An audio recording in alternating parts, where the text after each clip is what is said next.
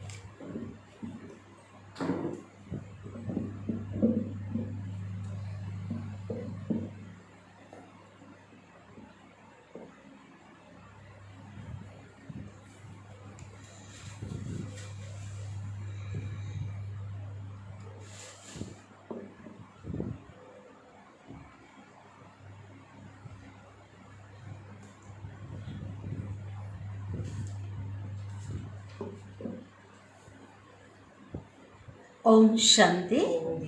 मीठे बाबा की आज महावाक्य सुनेंगे। साकार मुरली 2 तारीख की।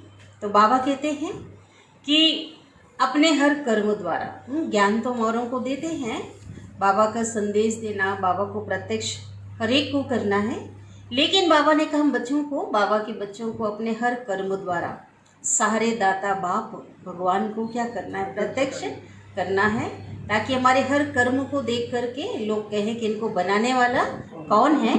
तो बाबा कहते हैं जब सहारे दाता बाप प्रत्यक्ष हो जाएगा तो क्या होगा, अन्य आत्माओं को किनारा मिल जाएगा। तो बाबा कहते हमेशा स्मृति से स्थिति बनती है, ये तो बाबा ने हमें हमेशा बताया है। तो हमें सदा इस स्मृति में रहना है कि मैं भाग्यवान आत्मा हूँ। तो ये खुशी के गीत गाने वाली मैं भाग्यवान आत्मा हूँ। तो इस स्मृति से क्या करना है, सदा आगे बढ़ना है। अगर यथार्थ बाबा की याद होगी तो सेवा भी कैसी होगी, यथार्थ होगी। यथार्थ याद से यथार्थ सेवा होगी, और वो सेवा ही क्या होगी, निर्विघ्न होगी, है ना। अगर यथार्थ याद यथार्थ सेवा है तो वो सेवा निर्विघ्न होती है। तो निर्विघ्न बनना है और बनाना है। तो आज बाबा ने ब्राह्मण आत्माओं के बारे में बताया है, हाँ, उनकी कितनी विशेषता है ना, साधारण नहीं है। हम ब्राह्मण आत्माएं कौन हैं, तो ये हमें नशा रखना है। इस पे बाबा ने बहुत अच्छी गहरी मुरली चलाई। 2 तारीख की महावाक्य है, अव्यक्त महावाक्य है,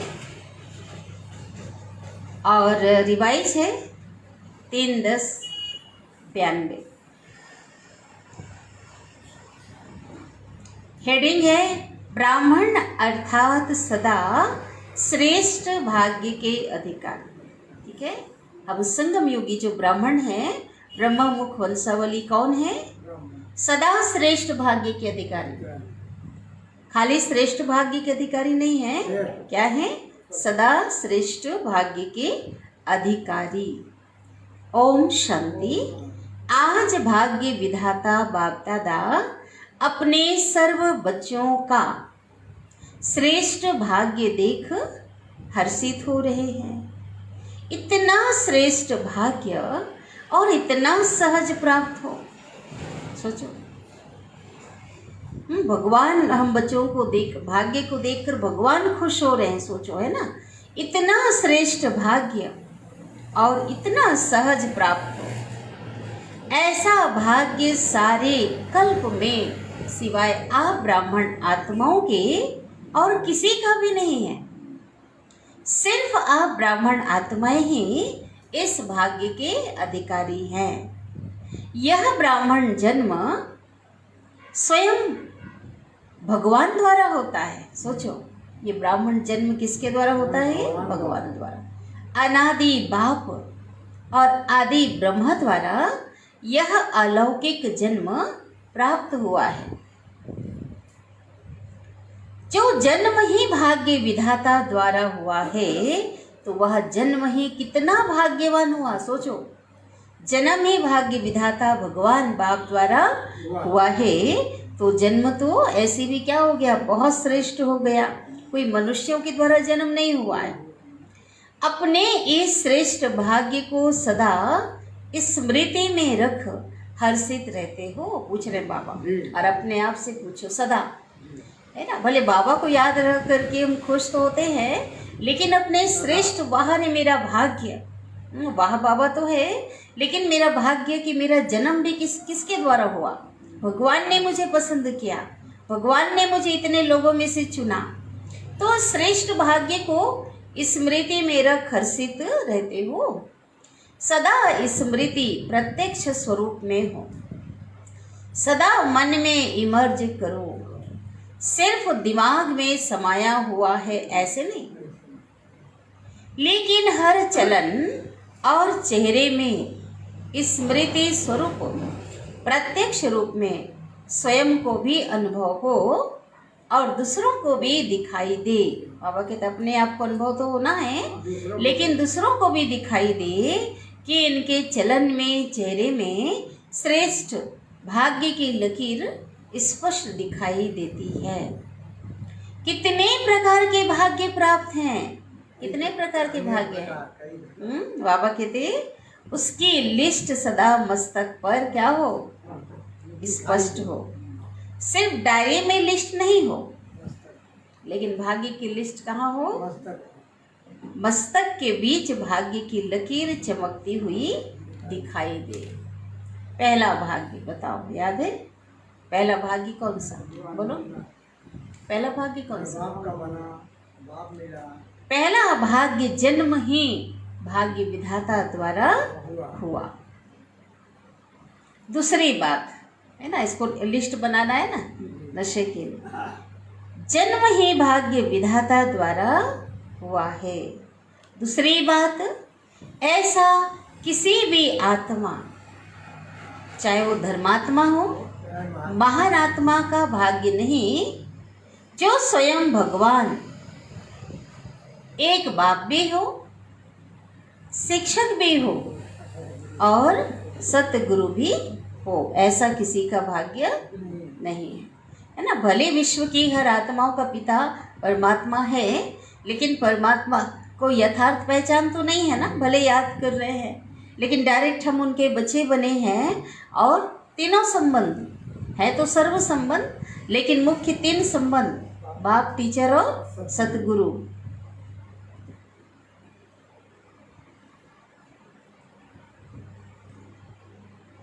एक बाप के संबंध से वर्षा प्राप्त है। केवल संबंध ही नहीं है, उससे प्राप्ति भी बहुत खास है। बाप के संबंध से क्या प्राप्त है? वर्षा प्राप्त है। शिक्षक के रूप से श्रेष्ठ पढ़ाई और पद की प्राप्ति है। सतगुरु के रूप में महामंत्र और वरदान की प्राप्ति है। देखो क्या क्या पता चल गया, ठीक है। सदगुरु के रूप में रोज वरदान दे रहा है सदगुरु, महामंत्र और वरदान। और ऐसा महामंत्र जिससे क्या हो जाए, जिससे हमारी सदगति हो जाती है। वर्षे में सर्व खजानों का अधिकार प्राप्त किया है। सर्व खजाने हैं ना, बाबा पूछ रहे हैं कि कोई खजाने की कमी है? बोलो। भले लेने में हम कमी कर देते हैं, लेकिन देने वाला दाता तो। टीचर्स को कोई कमी है? मकान बड़ा होना चाहिए, होता है ना कई। जिज्ञासु अच्छे अच्छे होने चाहिए, यह कमी है? नहीं है। जितनी सेवा निर्विघ्न बढ़ती है, तो सेवा के साथ साथ सेवा का साधन भी क्या होता है? सहज और स्वतः बढ़ते हैं। कहाँ छोटा सा, यहाँ भी देखो नीचे छोटे सा क्लास चलता था एक बाबा के कमरे में, और सेवा बढ़ती जाती है तो क्या हो रहा है? अब भाई बड़ा ही कहीं, थोड़े छोटे से एकदम ही छोटा तो है नहीं है, और सेवा का कितना विस्तार हो गया है ना। तो भाई सेवा जो है, जब निर्विघ्न सेवा हो तो साधन भी अपने आप बढ़ता है, सेवा भी बढ़ती है। बाप द्वारा वर्षा और श्रेष्ठ पालना मिल रही है। परमात्मा पालना कितनी ऊंची बात है। सुबह से लेकर रात्रि तक भगवान की पालना में पलते हैं। उठाने से लेकर परमात्मा हमको रात्रि सुलाने तक का भी काम करते हैं।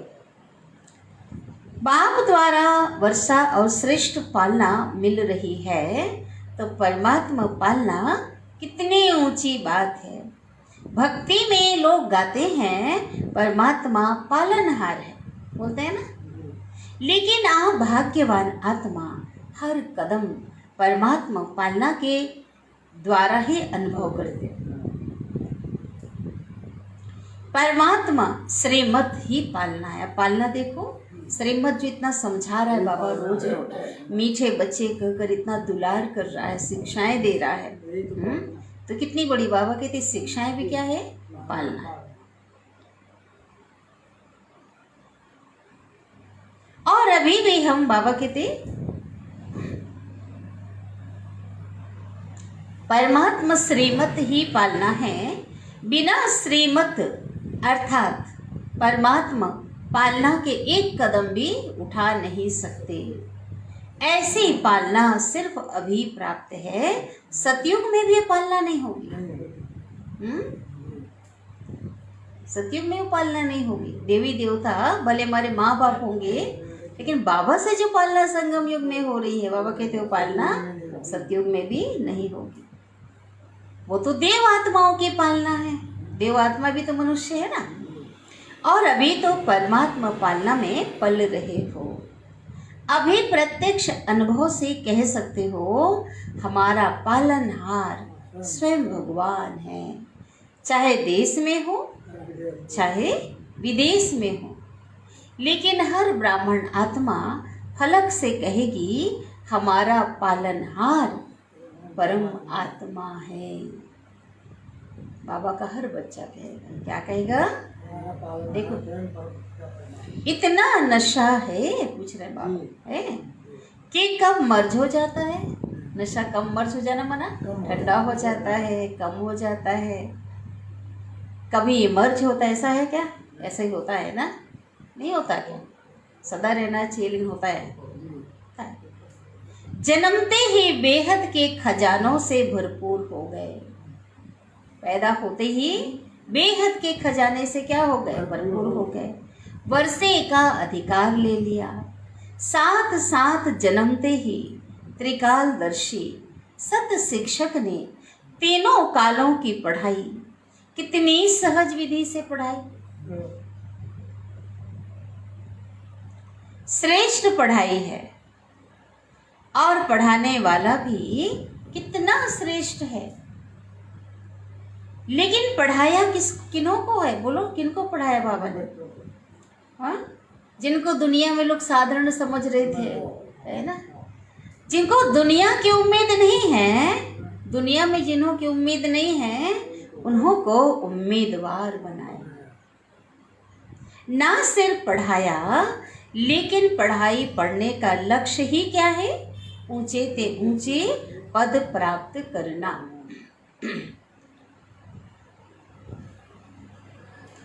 परमात्मा पढ़ाई से जो श्रेष्ठ पद प्राप्त कर रहे हो, ऐसा पद सारे वर्ल्ड के, पूरे विश्व के ऊंचे से ऊंचे पद के आगे कितना श्रेष्ठ है। बाबा कहते हैं इसके आगे तो विश्व का कितना भी ऊंचा पद हो, कुछ भी वो उसके आगे नहीं है। इस पद के आगे सबसे ऊंचा पद तो अभी मिला है, भगवान के हम डायरेक्ट बच्चे बने हैं, ये सबसे ऊंचा पद है। फिर सतयुगी पद हम डायरेक्ट चैतन्य में देवी देवता घराने में जाने वाले हैं, बनने वाले हैं। अनादि सृष्टि चक्र के अंतर द्वापर से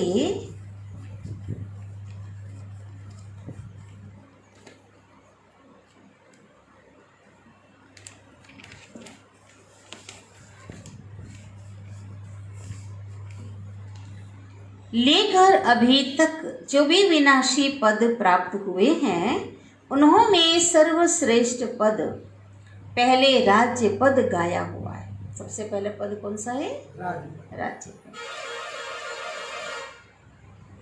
लेकिन आपके राज्य पद के आगे वह राज्य पद क्या है? कुछ है? कुछ भी नहीं। क्या श्रेष्ठ है? कुछ नहीं बाबा, है नहीं। आजकल का श्रेष्ठ ते श्रेष्ठ पद आज की राजनीति का, आज के राजा महाराजा वही है। कौन सा है सबसे ऊंचा पद? राष्ट्रपति, है ना। सबसे सर्वश्रेष्ठ पद भारत का कौन सा है? राष्ट्रपति। फिर उसके बाद प्रधानमंत्री, है ना, प्राइम मिनिस्टर। बड़े ते बड़ी पढ़ाई द्वारा फिलोसोफर बनेंगे, चेयरमैन डायरेक्टर बन जाएंगे, बड़े बड़े ऑफिसर भी बन जाएंगे। लेकिन यह सब पद आपके आगे क्या है? नशा चढ़ा रहा बाबा, क्या है? कुछ है, कुछ भी नहीं। आपको एक जन्म में जन्म जन्म के लिए श्रेष्ठ पद प्राप्त होने की ये परमात्मा गारंटी है। ये ईश्वरी जन्म में आकर भगवान हमें 21 जन्मों की गारंटी देते हैं। सोचो, ऊंचे पद की परमात्मा गारंटी कभी खाली नहीं जाता है ना। और उस एक जन्म की पढ़ाई द्वारा एक जन्म की प्राप्ति कराने की भी कोई गारंटी नहीं है क्या? वो भी 5 साल का रहता, 5 साल के बाद उसके अंदर भी उतार दे, बीच में भी चले गए चला गया तो भी गए उस राजनीति में। लेकिन बाबा कहते हैं उस पढ़ाई में भी अगर वहाँ पढ़ेंगे भी ना, तो एक जन्म की जो पढ़ाई है ना, तो क्या हुआ? बाबा कहते हाँ, तो वो एक जन्म की पद की भी गारंटी नहीं कि कब क्या हो जाए।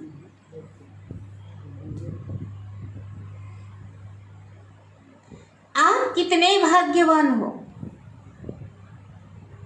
गारंटी नहीं। मत देखो, अचानक कोई शरीर छोड़ देता है, पढ़ाई तो गई ना। वो भी भाग्यवान हम तो, हमारे साथ तो जाने वाली है। भाग्यवान हो जो पद भी सर्वश्रेष्ठ और एक जन्म की पढ़ाई और अनेक जन्म की प्राप्ति, तो भाग्य है ना।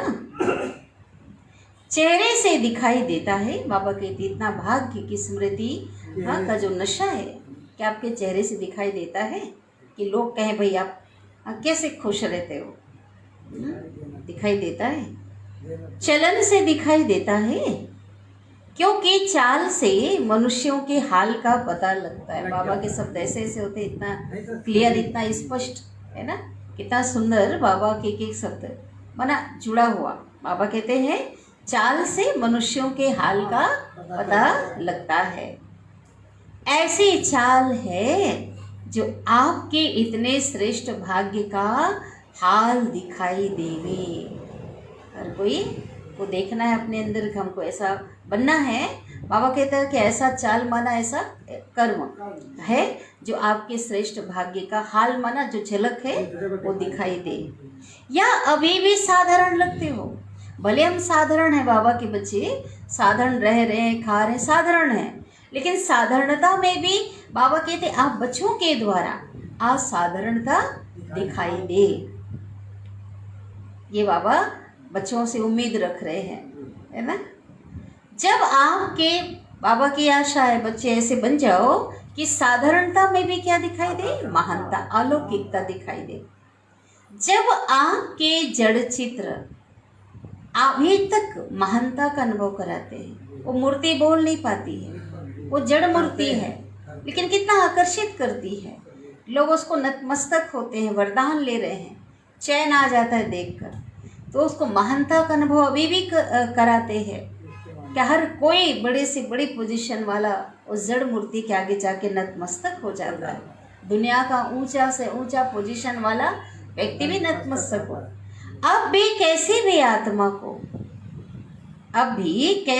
आत्मा को लक्ष्मी नारायण व सीता राम देवियां बना देते हैं, है ना। मान लो कोई फिल्म है या नाटक कर रहे हैं, सजा दिया है ना, ड्रामा में बिठा दिया, तो साधारण व्यक्ति भी में भी महानता का अनुभव करके वो सिर झुकाते हैं ना।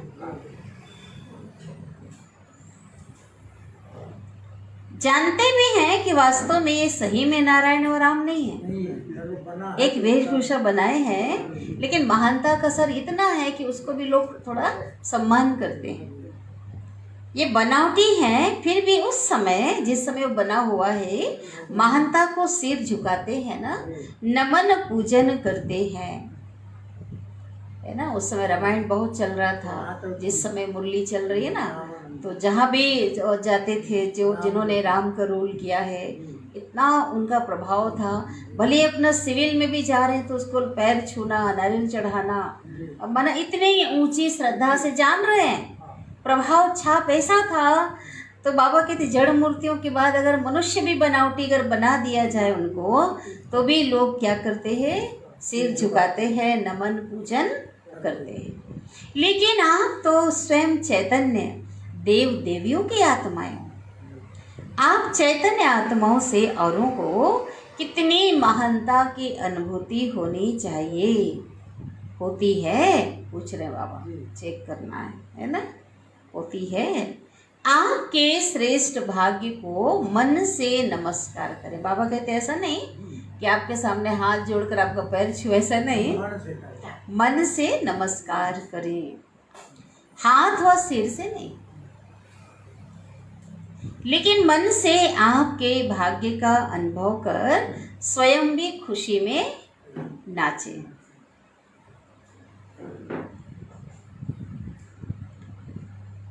इतने श्रेष्ठ पढ़ाई की प्राप्ति श्रेष्ठ भाग्य है, इतनी श्रेष्ठ भगवान पढ़ा रहा है, इतनी श्रेष्ठ पढ़ाई की प्राप्ति श्रेष्ठ भाग्य है। लोग पढ़ाई पढ़ते हैं इस जीवन के शरीर निर्वाह अर्थ कमाई के लिए। लोग पढ़ाई क्यों करते हैं कि चलो भाई हमारा जीवन यापन हो जाए, लेकिन के लिए जिसको सोर्स ऑफ इनकम कहते हैं, है ना, कि पढ़ लिख करके तो अपना जीवन तो चला सकते हैं, कमाई तो कर लेंगे। आपकी पढ़ाई द्वारा सोर्स ऑफ इनकम कितना है 21 जन्मों का है ना।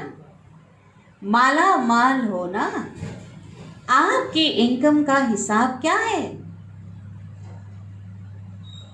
उनका हिसाब बाबा के चलो दुनिया में किसी का हिसाब होगा, बहुत ज़्यादा भी होगा, किसी का लाखों करोड़ों में है, लेकिन आपका हिसाब क्या है?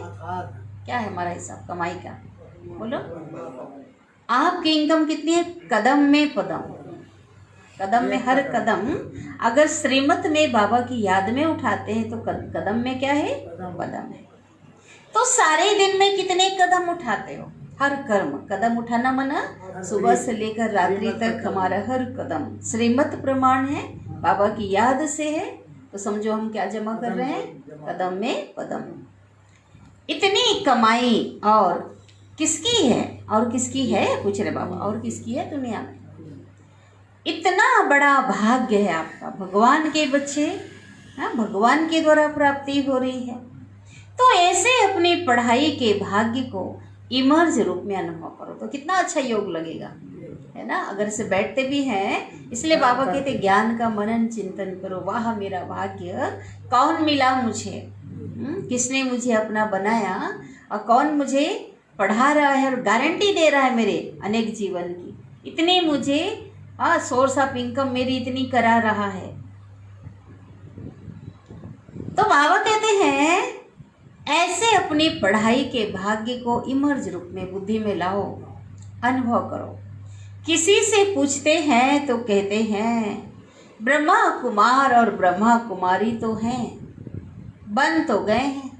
कई लोग क्या समझते हैं, बाबा के बनकर फिर बन तो गए हैं, माना एक साधारण रूप में ले रहे हैं ना उसको। लेकिन ब्रह्मा कुमार और कुमारी अर्थात श्रेष्ठ भाग्य की लकीर मस्तक में चमकती दिखाई दे। साधारण बात नहीं बाबा का बनना, ब्रह्मा कुमार कुमारी बनना अर्थात भगवान ने मुझे चुना है, अपना बनाया है। अनादि बाबा ने कहा ना, शिव बाबा और आदि ब्रह्मा की अमृचना है। ऐसे नहीं ब्रह्मा कुमार कुमारी तो हैं, लेकिन मिल तो जाएगा, कुछ तो बन ही जाएंगे। चलो दास दासी सही बोलते हैं ना, प्रजा ही सही। कई बाबा के बच्चे चलो कुछ तो जब बने हैं तो कुछ तो मिल ही जाएगा। चल ही तो रहे हैं, बन ही तो गए हैं, डिस डिस।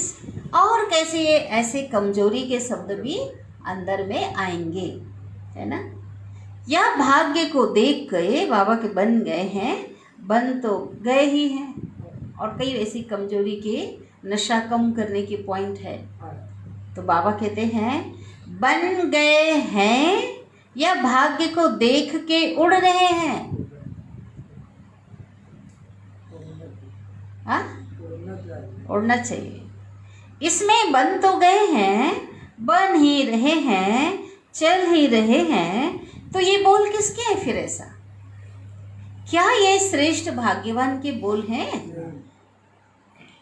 किसके बोल हैं फिर?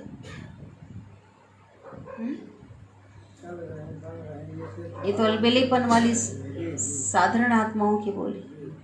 ब्रह्मा कुमार और ब्रह्मा कुमारी अर्थात क्या बोलो? और मौज से मोहब्बत की जीवन बिताने वाले। ब्रह्मा कुमार और कुमारी अर्थात मौज से मोहब्बत की जीवन बिताने वाले। संगम युग है ही मौजों का। अभी मौज नहीं करेंगे तो कब करेंगे? मुंझरा नहीं है, मौज करना है। ऐसे नहीं, कभी मजबूरी कभी मोहब्बत। जब भी कोई समस्या आती है तो क्या कहते हो? बाबा कहते जब भी कोई समस्या आती है तो क्या कहते हो? चाहते तो नहीं हैं लेकिन मजबूर हो गए। समस्या आई, उसके प्रभाव में आ गए, है ना। तो क्या कहते हैं? हम नहीं चाहते थे लेकिन मजबूर हो गए। भाग्यवान अर्थात मजबूरी खत्म, मोहब्बत से चलने वाले। चाहते तो हैं लेकिन लेकिन ऐसी भाषा भाग्यवान आत्माओं की नहीं है। हाँ, भाग्यवान आत्माओं की चाहना और करना दोनों कैसे होना चाहिए? समान। भाग्यवान आत्माएं मोहब्बत के झूले में मौज में उड़ती हैं, उड़ती कला की मौज में रहती हैं। मजबूरी उनके आगे आ नहीं सकती। किसके आगे? भाग्यवान जो श्रेष्ठ आत्माएं हैं। समझा? तो कौन है सभी? बोलो। इसलिए अपना श्रेष्ठ भाग्य मर्ज नहीं करो।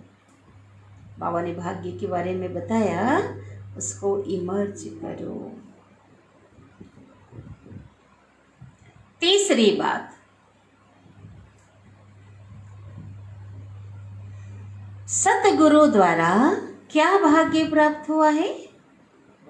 सतगुरु द्वारा पहले तो महामंत्र मिला, मन मना भव मध्याजी भव, मिला ना। सतगुरु का महामंत्र क्या मिला? और एक क्या है? एक और मंत्र। हाँ, पवित्र बनो, यो जन्म दे, एक मंत्र ये भी मिला। योगी बनो अर्थात मनमाना भाव तो हो ही गया है ना, लेकिन साथ ही एक पवित्र बनो, योगी बनो। जन्मते ही यह महामंत्र सतगुरु द्वारा प्राप्त हुआ और यही महामंत्र सर्व प्राप्तियों की चाबी सर्व बच्चों को मिली। इस महामंत्र के द्वारा ही हम सब कुछ प्राप्त कर सकते हैं। बाबा ने चाबी दे दिया, सभी खजानों की चाबी हमें कौन सा दिया? महामंत्र। योगी बनो पवित्र। योगी जीवन, पवित्र जीवन ही सर्व प्राप्तियों का आधार है।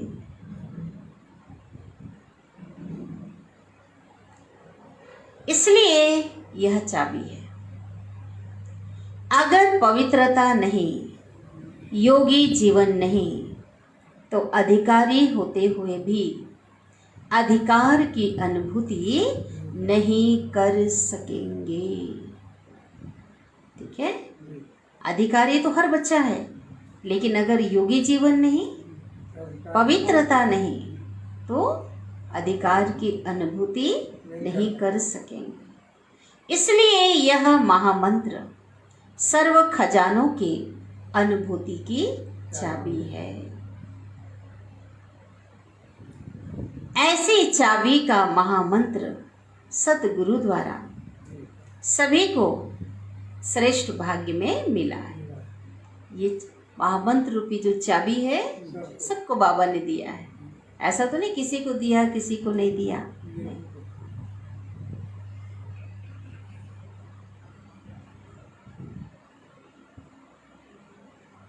सदगुरु द्वारा मिला है ना, अभी सदगुरु का चल रहा है।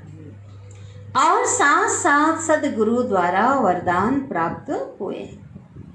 वरदानों की लिस्ट तो बहुत लंबी है ना। कितने वरदान मिले हैं 365 दिन में? कितने वरदान? ऐसे मुरली में 365 वरदान तो होते हैं, लेकिन अवेक्त वाणी अगर पढ़ो मुरलियों के अंदर में कितने वरदान समाये होते हैं, वो तो ऐसा निकाला गया है ना। बाबा की वरदानों की लिस्ट तो इतनी बड़ी है जो हम नोट भी नहीं कर सकते। इतने वरदानों का भाग्य प्राप्त है जो वरदानों से ही सारी ब्राह्मण जीवन बिता रहे हो और बिता सकते हो। कितने वरदान हैं लिस्ट भी मालूम है? पूछ रहे बाबा। तो वर्षा भी है भाई, एक एक स्वमान भी तो वरदान है। तो बाबा कहते हैं पढ़ाई भी है, वर्षा भी है, पढ़ाई भी है, महामंत्र की चाबी भी है और वरदानों की खान भी है। तो कितने भाग्यवान हो बोलो।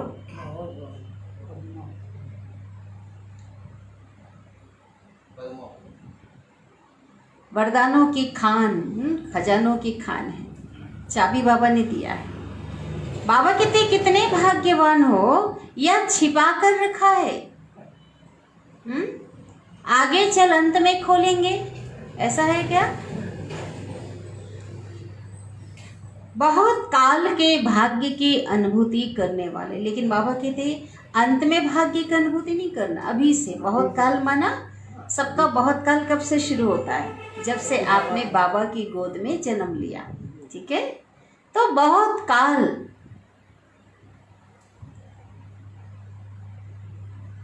किसी भाग्य की अनुभूति करने वाले अंत में भी पद्मा पदम भाग्यवान प्रत्यक्ष होंगे। इसलिए आज से, अभी से उस भाग्य का, उस खुशी का अनुभव करते चलो, इमर्ज करके चलो, है ना। क्या मिला, उन खजानों को छिपाना नहीं है, खोल के रखो। तो बाबा कहते हैं वही अंत में पद्मा पदम भाग्यवान प्रत्यक्ष होंगे। जो अनुभव करेंगे वो प्रत्यक्ष होंगे। अब नहीं तो कभी भी नहीं, अभी है तो अंत में भी है। ऐसे कभी नहीं सोचना कि संपूर्ण तो अंत में बनना है, तो अनुभव तो हम बाद में कर लेंगे कि हम पद्मा पदम भाग्यवान हैं। संपूर्ण तो अंत में बनना है। बाबा कहते नहीं, संपूर्णता की जीवन का अनुभव का आरंभ अभी से करो।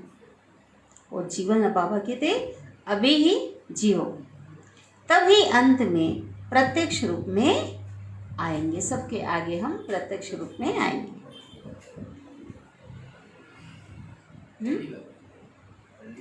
तो उनको बाकी को तो चाहिए ना, बाकी उधर बैठ जाओ पास, है ना। हाँ अच्छा,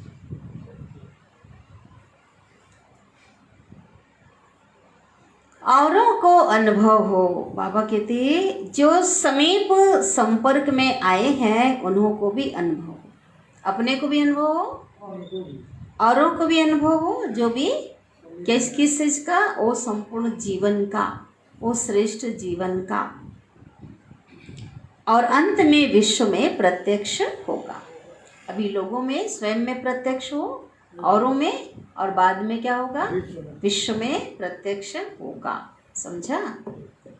बाप दादा आज सर्व बच्चों के भाग्य की श्रेष्ठ लकीर को देख रहे हैं।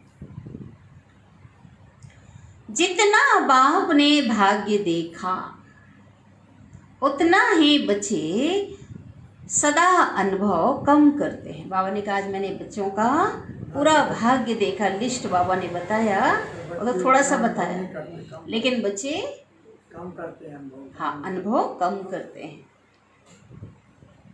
भाग्य की खान खदान सोचो, छोटा भाग्य नहीं, सौभाग्यशाली पद्मा पदम भाग्यशाली नहीं, भाग्य की खान कदम में सभी को प्राप्त है। लेकिन कोई को कार्य में लगाना आता है और कोई को कार्य में लगाना नहीं आता। उन खजानों को जो बाबा ने दिया है, जो भाग्य की स्मृति में रहना है, जो उस भाग्य, तो बाबा कहते हैं भाग्य के खान में, खान को किसी को लगाना आता है कार्य में और किसी को नहीं आता। जितना लगा सकते उतना नहीं लगाते हैं। मिला सबको एक जैसा है, लेकिन खजाने को कार्य में लगाकर सबको बाबा ने दिया है। जन्मते ही हम, जैसे बच्चा होता है, बच्चा जन्म लेता है तो छोटा बच्चा भी है, एक दिन का बच्चा भी है, लेकिन लोग कहते हैं इतना वारिस आ गया, इतनी प्रॉपर्टी उसके पिताजी की है, उसका वारिस आ गया, बोलते हैं ना। तो बाबा कहते हैं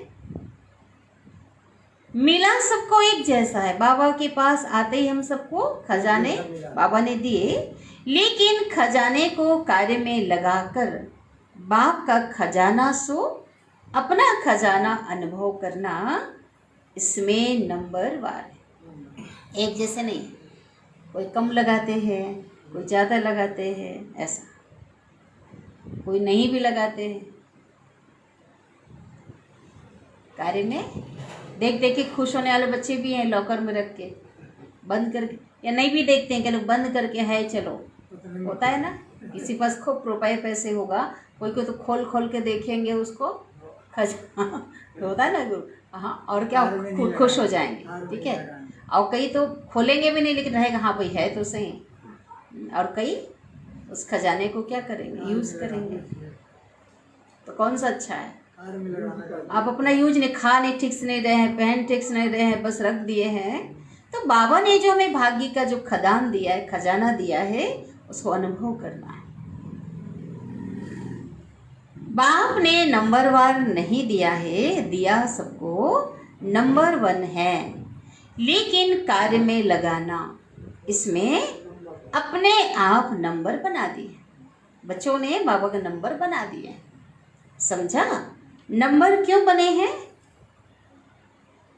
बताओ? कार में नहीं लगाते हैं, नंबर बाल लगाते हैं। जितना यूज करेंगे, कार्य में लगाएंगे, उतना बढ़ता जाएगा। चाहे ज्ञान की बात हो, ज्ञान खजाने की बात हो, एक है ना, चाहे गुण हो, चाहे शक्तियाँ हो। साइलेंट चलो चलो बाबा कहीं बज रहा है, उसको ठीक कर लो।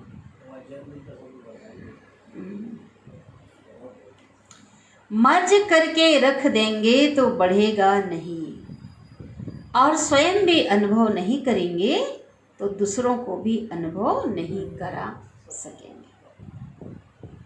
इसलिए बाबा कहते क्या करना है बताओ? इमर्ज करना मतलब किसको कहेंगे इमर्ज करना? आपके द्वारा बाबा कहते दिखाई दे, आपके चेहरे से दिखाई दे, आपके चलन से दिखाई दे, आप भी महसूस करो उसको, उस श्रेष्ठता को, और दूसरे भी। तो बाबा कहते हैं अगर खुद अनुभव नहीं करेंगे तो दूसरों को नहीं करा सकेंगे, इसलिए चलन और चेहरे में लाओ। समझा क्या करना है? जो भी नंबर आवे अच्छा है।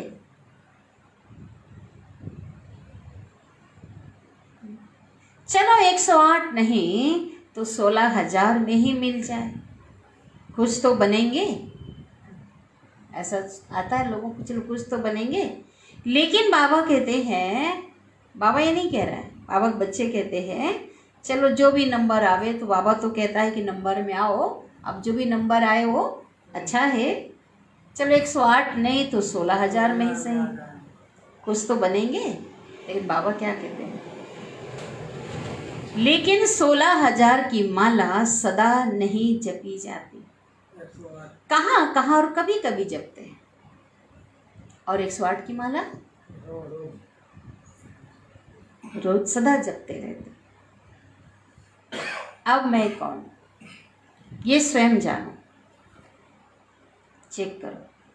अगर बाप कहेगा और कोई कहेंगे आप तो 16,000 में आएंगे, तो क्या कहेंगे? मानेंगे? क्वेश्चन मार्क शुरू हो जाएंगे। इसलिए अपने आप को जानो कि मैं कौन। अच्छा, चारों ओर के सर्वश्रेष्ठ भाग्यवान आत्माओं को सर्व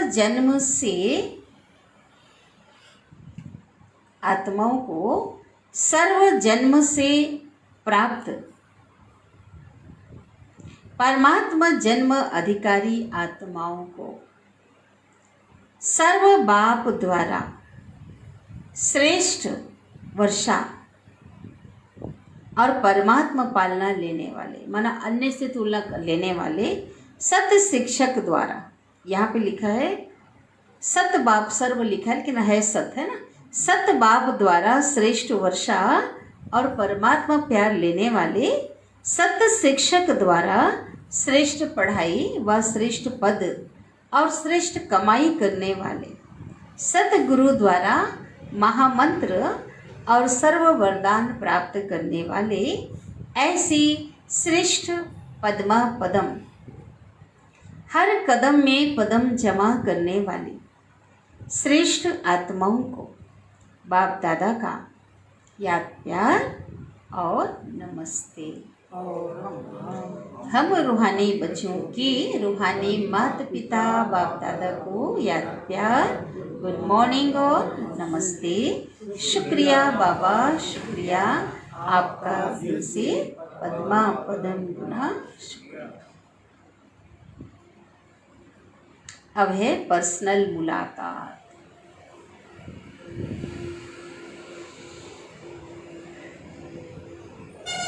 यथार्थ सेवा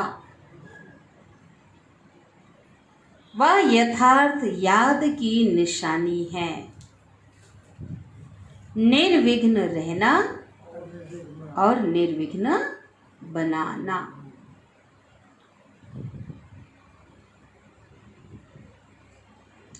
सदा अपने श्रेष्ठ भाग्य के गीत स्वतः ही मन में बजते रहते हैं। पूछ रहे हैं बाबा, सदा की बात आ रही है, वो तो भाग्य का गीत तो बजता है, लेकिन क्या रही बात? सदा। सदा माना हमेशा, हमेशा माना निरंतर, निरंतर माना श्वासों सोचो। ऐसा तो नहीं है ना, इतना होना है मना, ठीक है।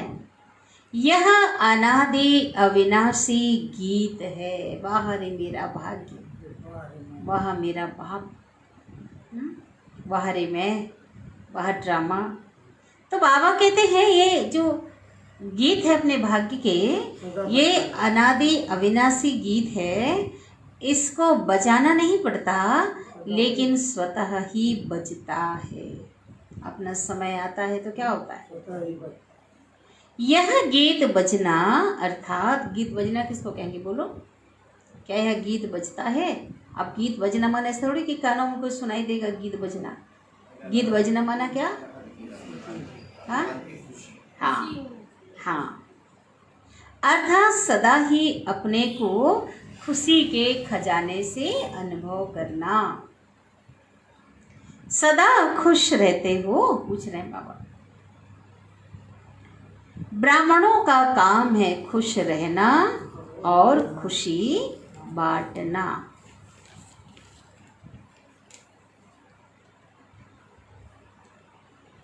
इसी सेवा में सदा बिजी रहते हो, वह कभी भूल भी जाते हो। जब माया आती है फिर क्या करते हो? जितना समय माया रहती है उतना समय तो खुशी का गीत बंद हो जाता है। माया रहती तो स्वाभाविक है क्या हो जाएगा, वो बजाने नहीं देती है। हाँ माया क्या करती है, गीत को ही बंद कर देती है। बाप का अगर सदा साथ है तो माया आ ही नहीं सकती। माया आने के पहले क्या करती है, बाप का साथ अलग करके पहले अकेला बनाती है, फिर वार करती है। ऐसी हिम्मत नहीं है। बाप के साथ है तो हिम्मत माया की नहीं है। अगर बाप साथ है तो माया नमस्कार करेगी, वार नहीं करेगी। अगर बाप साथ है तो माया नमस्कार करेगी, वार नहीं करेगी। तो माया को जब अच्छी तरह से जान गए हो कि यह दुश्मन है, फिर आने क्यों देते हो? उसको तो वेलकम कर रहे हो। कहता बाबा बुलाते क्यों उसको? आओ चाय बोलता है मुरली में ना, चाय पानी पियो आओ। जब जानते हो दुश्मन है, बाबा कहते फिर आने क्यों देते हो? साथ छोड़ देते हो ना, इसलिए माया को आने का दरवाजा मिल जाता है। देखो माया का दरवाजा कहाँ कब से खुलता है? हाँ, बाबा को जब भूल जाते हैं तब। दरवाजे को डबल लॉक लगाओ, एक लॉक नहीं। आजकल एक लॉक नहीं चलता, चोर घुस जाता है तोड़ लेता है। आजकल जो ताला मिल रहा है ना, डबल लॉक, एक में नहीं खुलेगा। तो डबल लॉक क्या है बताओ? हाँ, याद और सेवा। सेवा भी कैसा? निस्वार्थ सेवा। निस्वार्थ सेवा ये नहीं हम जिसकी सेवा करें तो हाँ कोई उससे हमको कुछ प्राप्ति हो। बाबा कहते नहीं, बाबा कहते सेवा कैसी? निस्वार्थ। अगर निस्वार्थ सेवा नहीं है, सेवा में कुछ ना कुछ पाने की कामना अगर स्वार्थ है, तो वह लॉक ढीला लॉक हो जाता है। ताला कैसा हो जाएगा? ढीला, खुल जाता है। ढीला ताला होने के कारण खुल जाता है। इसलिए याद भी शक्तिशाली चाहिए। बिजी रखो, बाबा कहते हैं ना, याद और सेवा। खाली रहेंगे तो माया आएगी। एक तो याद में बिजी रहो, दूसरा सेवा में। लौकिक जैसे कर रहे हैं, लौकिक कार्य अपना कर रहे हैं, तो अलौकिक में भी कार्य करते सेवा में रहो। याद भी कैसा? ताला शक्तिशाली याद माना, शक्तिशाली ताला कैसा होगा? एक ढीला ताला हो गया, है ना। याद भी शक्तिशाली चाहिए। अगर साधारण याद है तो लॉक को तो बाबा कहते हैं तो भी लॉक नहीं कहेंगे, ढीला नहीं बोल रहा बाबा, लॉक ही नहीं कहेंगे। साधारण याद है तो ताला नहीं है, आने की गुंजाइश है उसकी। ऐसे ही सेवा करते हो, लेकिन निस्वार्थ सेवा है या कुछ ना कुछ स्वार्थ भरा है? सेवा करते हुए भी, याद में रहते हुए भी यदि माया आती है, कहते हम सेवा, ठीक है बाप, हम कह रहे हैं चलो अगर सेवा करते हुए, याद में रहते हुए भी अगर माया आती है तो जरूर सेवा अथवा याद में कोई कमी है, तभी माया को आने का रास्ता में चांस मिला। आज देखो भगवान के जब महावाक्य सुनते हैं, खास अव्यक्त वाणी, और बाबा ने कितने अव्यक्त वाणी सुना है? 1110 या 11 है, 1110 या 11 है, ऐसा कुछ है। हाँ, 1100 है। हाँ, 1100 अव्यक्त महावाक्य, और एक महावाक्य को हम सुनते हैं, सोचो एक एक शब्द, हाँ, एकदम डूब जाते हैं, उड़ जाते हैं। तो दुनिया में किसी को शब्द है ही नहीं, किसी के पास नहीं। तो कितना बाबा, कितनी गहराई से, तो कितना संपन्न हमें कितना बनना चाहिए, कितना गहराई से इस पे हमारा मनन चिंतन चलना चाहिए, कितना अपने जीवन में उसको उतारना चाहिए।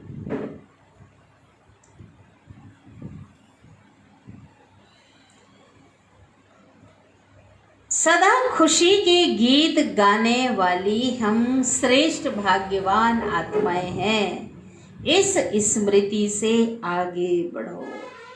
क्या बोल रहे हैं बाबा? कौन है हम? सदा खुशी, बोलो जोर से बोलो, सदा खुशी के गीत गाने वाली हम श्रेष्ठ भाग्यवान आत्माएं हैं। ठीक है, याद रखोगे? यथार्थ योग व यथार्थ सेवा, यह निशानी है निर्विघ्न रहना और निर्विघ्न बनाना, निर्विघ्न रहना और निर्विघ्न बनाना। निर्विघ्न हो या कभी कभी विघ्न आता है, पूछ रहे बाबा, फिर कभी पास भी हो जाते हो और कभी फेल भी हो जाते हो, कभी पास भी हो जाते हो, फेल भी हो जाते हो। कोई भी बात आती है, उसमें अगर किसी भी प्रकार की जरा भी फीलिंग आती है, यह क्यों, यह क्या, तो फीलिंग आना माना विघ्न, फेल, फीलिंग आना माना भी फेल। सदैव यह सोचो कि व्यर्थ की फीलिंग से परे फीलिंग प्रूफ आत्मा बन जाए। जैसे वाटर प्रूफ होता है, वाटर प्रूफ में पानी का एक छींटा अंदर नहीं जाता है, ऐसी बाबा कहते क्या बनो? फीलिंग प्रूफ बन जाओ। तो माया जीत बन जाएंगे। फिर भी देखो, बाप के बन गए, ठीक है, फीलिंग प्रूफ बन जाओ तो माया जीत बन जाएंगे। बाप के बन गए, बाप का बनना यह कितनी खुशी की बात है।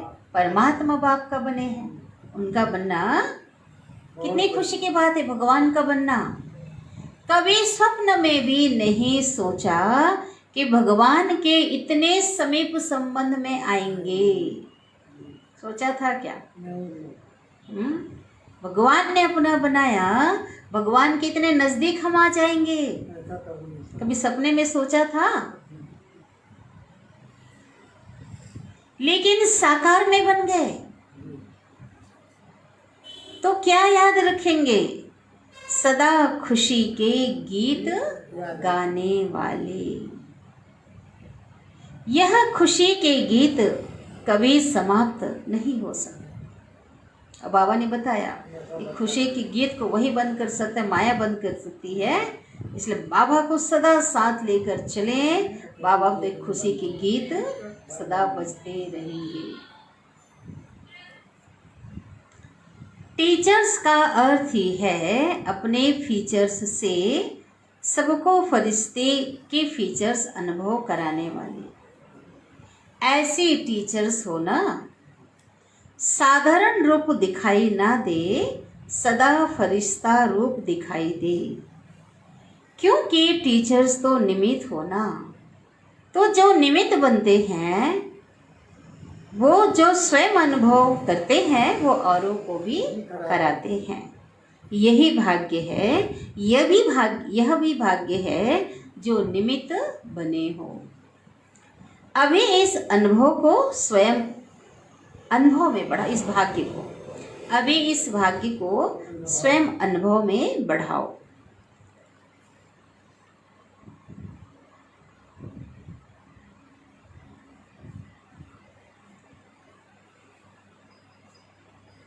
और दूसरों को अनुभव कराओ। सबसे विशेष बात, अनुभवी मूर्त बनना। हर एक को आकाश देखो, हमने अनुभवी कहते हैं ना, अनुभव कभी धोखा नहीं खा सकता, अनुभवी कभी धोखा नहीं खा सकता। अगर कोई कहे कहाँ जा रहे हो, भगवान तो है ही नहीं वहाँ, अब जाना बंद कर दो, लेकिन अगर हमने अनुभव किया है ना भगवान के प्यार का, वो खुशी का, वो शक्ति का, वो मदद का, है ना, तो किसी का मान सकते हैं क्या? तो हर बात में क्या बनना है, अनुभव को, भाग्य का भी अनुभव को बढ़ाना है, और वो अनुभव औरों को भी क्या हो, दिखाई दे। तो क्या करना, अनुभवी मूर्त बनना है। तो आज की हेडिंग ही मुरली किसी पर थी, क्या था हेडिंग बताओ? अपने ब्राह्मण जीवन के भाग्य के द्वारा हम बाप को क्या करना, हाँ, प्रत्यक्ष करना। अब ब्राह्मण अर्थात सदा भाग्य के अधिकारी।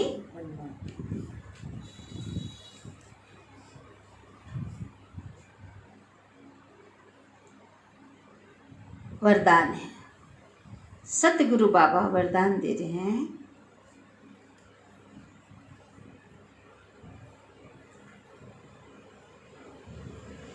जिम्मेवारी की स्मृति द्वारा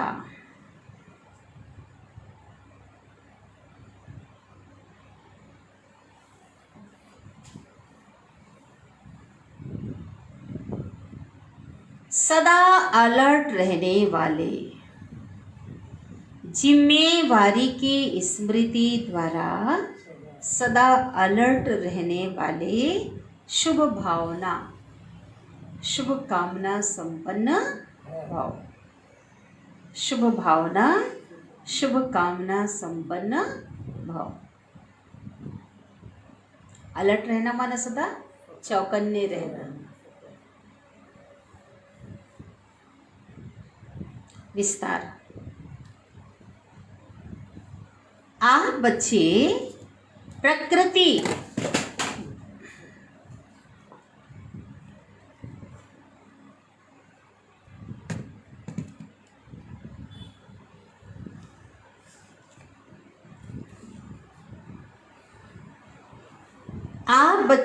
प्रकृति और मनुष्य आत्माओं की वृत्ति को परिवर्तन करने के जिम्मेवार हो। क्या है? जिम्मेवार। लेकिन यह जिम्मेवारी तभी निभा सकते हो, लेकिन यह जिम्मेवारी तभी निभा सकेंगे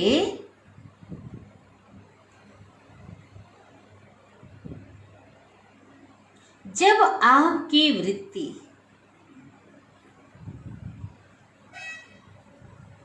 शुभ भावना, शुभ कामना से संपन्न, शुभ भावना, शुभ कामना से संपन्न, सतो प्रधान और शक्तिशाली होगी।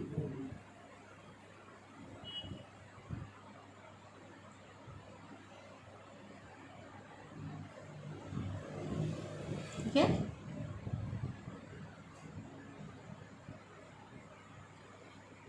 जिम्मेवारी की स्मृति सदा अलर्ट बना देगी।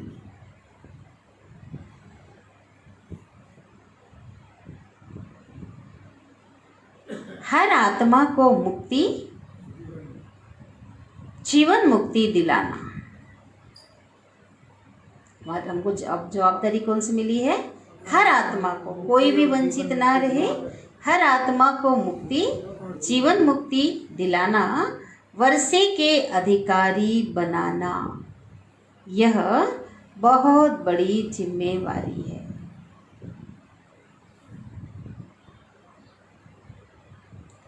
इसलिए कभी अलबेलापन ना आए, इसलिए कभी अलबेलापन ना आए, वृत्ति साधारण ना। हम सभी को इतनी बड़ी जवाबदारी जिम्मेवारी मिली है ना। हर आत्मा को मुक्ति, जीवन मुक्ति हमको देना है। वर्षे का अधिकारी हम बच्चों को बनाना है। इसके लिए सबसे पहली क्या करना है? वृत्ति को ठीक करना है ना। वृत्ति साधारण ना हो, वृत्ति क्या हो? शक्तिशाली हो, श्रेष्ठ हो, शुभ हो। स्लोगन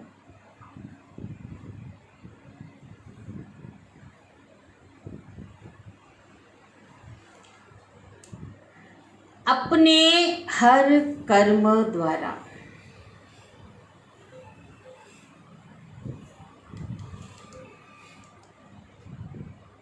अपने हर कर्म द्वारा सहारे दाता बाप को प्रत्यक्ष करो। सहारे दाता बाप कौन है? सहारे दाता शिव बाबा परमात्मा। प्रत्यक्ष करो तो अनेक आत्माओं को किनारा मिल जाएगा। ठीक है। जैसे कई बार क्या होता है, कई बार हम भगवान के तो बने हैं, औरों को सुना रहे हैं, लेकिन हमारे कर्म उतने श्रेष्ठ नहीं हैं, हमारे कर्म के अंदर जीवन में परिवर्तन नहीं है। उसको देखकर हमारे परिवार वाला या अन्य आत्माएं भी आने से क्या हो जाती? वंचित हो जाती। अरे वो तो वहाँ पे जा रहे हैं, उनके अंदर तो परिवर्तन नहीं, वो तो ऐसे है। तो इसलिए बाबा ने कहा कि हमारा हर कर्म ही बाबा को क्या करेगा? प्रत्यक्ष करेगा। बाबा कहते हैं ना, अपना चलन अपना चेहरा। बाबा के एक एक बच्चों का जो कर्म है वही भगवान को प्रत्यक्ष करेगा। इनके जीवन को ऐसा बनाने वाला कौन है? ऐसा हुआ भी है। कई ऐसी आत्माएं जो बाबा के नहीं बन रही थी, ऐसा परिवार बाबा के बनकर देखा, उनका क्रोध कम हो गया। बाबा के बनकर देखा, उनके अंदर कुछ और बुराइयां छूटती गई, तो पूरा परिवार आ गया कि आखिर जाते कहाँ है, इनको बनाने वाला कौन है ना। प्रत्यक्ष तो बाबा कहते विश्व को दिखाना है ना। विश्व में बाबा के एक एक बच्चा इतना दिव्य बन जाए। बाबा कहते हैं एक एक कर्म के द्वारा बाबा क्या हो जाए? प्रत्यक्ष हो जाए। तो उनको देखकर क्या होंगे? अनेक आत्माएं आएंगे। एक ऐसा अनुभव आपको बताना है। एक उसमें था, ऐसा आया था, एक पत्रिका मैंने पढ़ा था। एक भाई जो है बहुत सालों बाद उनके माउंट आबू जाने को उनको मिला, शिविर में गए, और उसके पहले उनके फैमिली में उनके छोटे भाई और पत्नी ज्ञान में चलते थे, और उनको कई बार आकर के उनको बताया भी, लेकिन वो किस लिए नहीं गए? क्योंकि दोनों में बहुत झगड़ा होता था।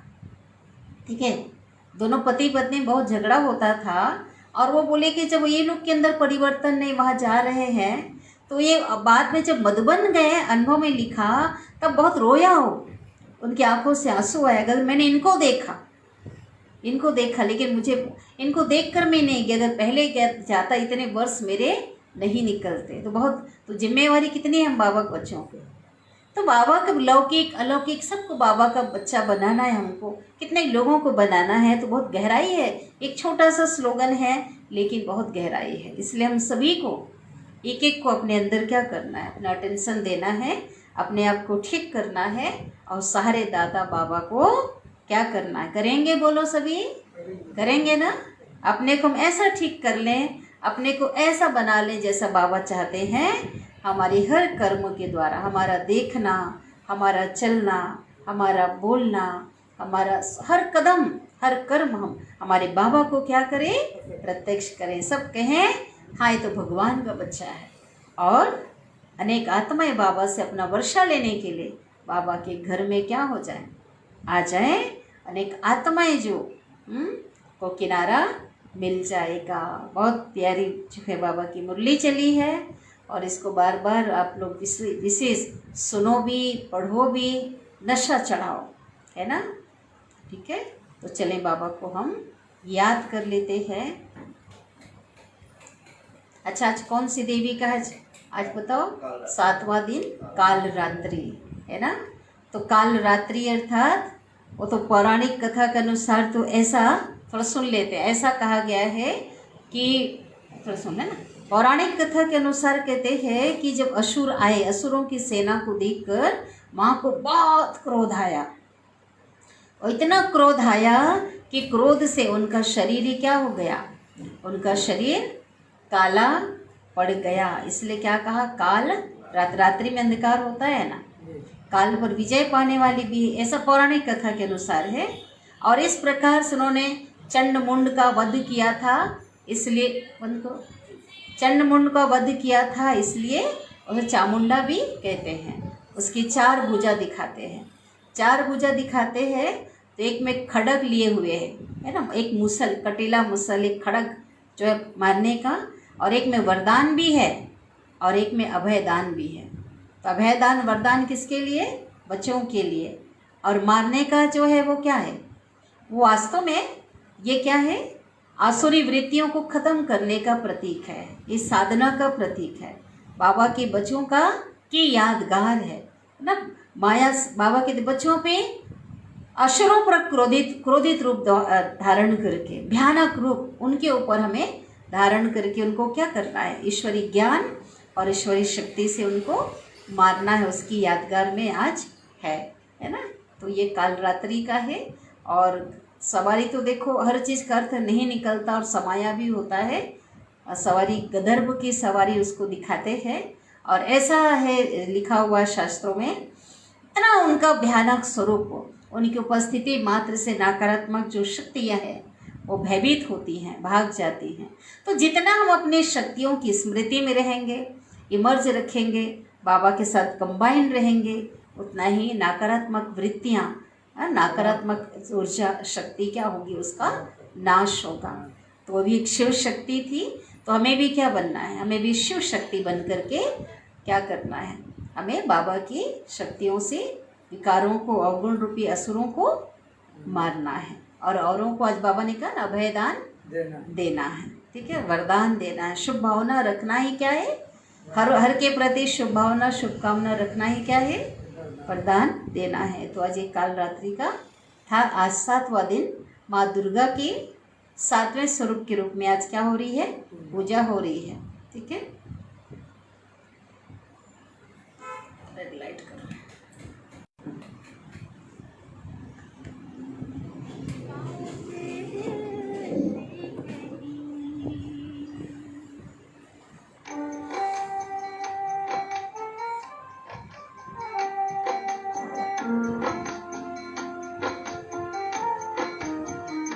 मेरे दिल ने यही बात दिल से कही, मेरे दिल ने यही बात दिल से कही, एक बाबा मेरा दूसरा ना कोई, दूसरा ना कोई, मेरे दिल ने यही बात दिल से कही।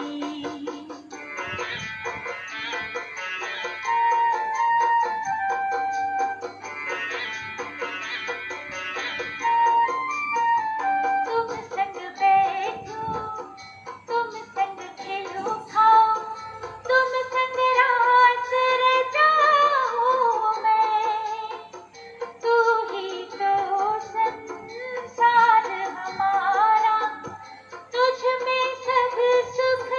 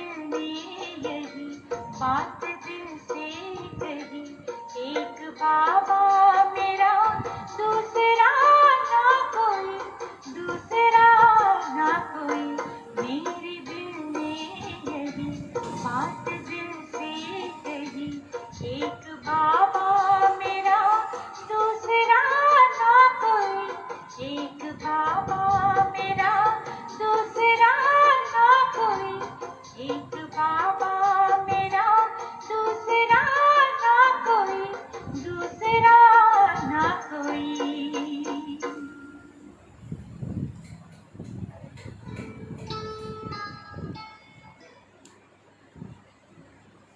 अच्छा, ओम शांति। ओम